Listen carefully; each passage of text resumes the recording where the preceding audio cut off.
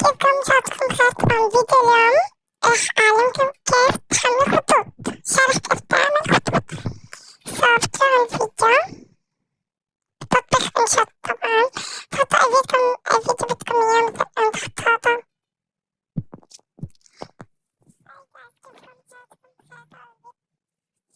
تحطوا تكست، يعني بتدوسوا على هاي الخطوة الأخضر الفاتح، تكتبوا أي إشي مثلا هاي جايز. طبعا شوفوا كيف الخط هيك مو حلو، يعني تعرف كيف. بتروحوا عند إيديت هاد، بتروحوا طبعا لهيك بس ايه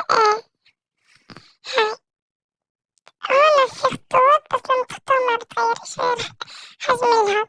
فبتروحوا عند هاي علامة شنطة التسوق ولا مش عارف شو تاليها، فممكن الخطوط بس احنا بنروح عند انجلش وفي عربي، تحطوا على عربي. بس إذا كان الإنجليزي اللي كاتبينه حطوه إنجليزي. طبعا يا جايز كتير ضعفيه، يعني هدول خطوط كتير.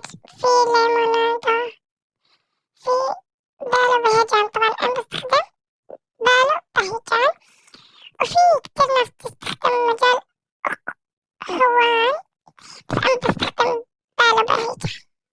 بتحطوا يعني بتختاروا اللي بدكم إياه، بتحطوا على في unlock.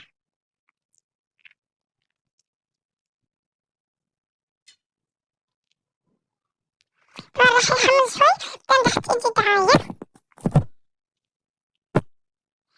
غريبة، ما اجت دعاية اللي هو بتروحوا، يعني أنا صراحة بختار هاي، بعدين بحط اللون اللي بدي إياه هيك.